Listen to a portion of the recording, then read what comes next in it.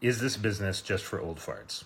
Listen, I got to tell you, I love this comment because, it's true. I do tend to market towards a given demographic, and that is my demographic. It's people who are in their 50s who, were working really hard all their life, realizing that they don't have enough money saved for retirement, and that's a tough pill to swallow. And, they're still struggling while they're in their 50s, and it's embarrassing, and they have nothing to show for all the hard work that they've put in over the past 30 some years. Like, yeah, that's absolutely who I'm targeting. But that doesn't mean to say that that's the only kind of person who can do this business, right?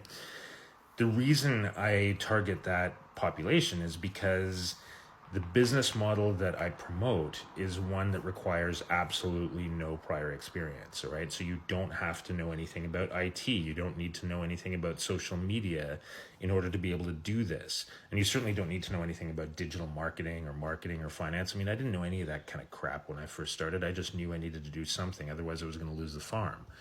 So I, got on this bandwagon and I was like, I'm going to do whatever the fuck it takes in order to be able to be successful and not lose my home, right? Because I didn't want to live under a bridge or in a culvert and under in a tent somewhere for the next few years with my daughter. Like that was not within the realm of the possible for me. So I needed to do something, and it was scary. Yeah, it was absolutely scary. I got into a situation whereby I was really outside of my comfort zone.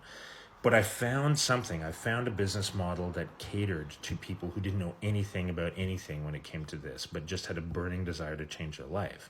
So that's why, that's why I target, the Gen Xers. But look, if you're younger and you're in university and you don't want to come out with, a six-figure student loan, or you're trying to save up for a down payment for a house or whatever it happens to be, I mean, of course you can do this. Of course you can do this, for sure. Just reach out to me in the comments and just type ready.